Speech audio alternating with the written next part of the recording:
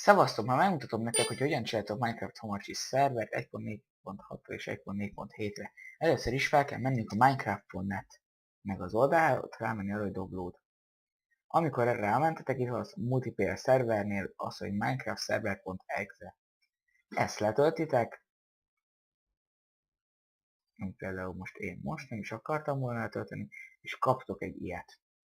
Ezzel nem kell más tennetek, csak elindítani, és mikor elindítjátok, akkor ezeket itt nektek úgymond létrehozza, és legenerálja nektek a mappot.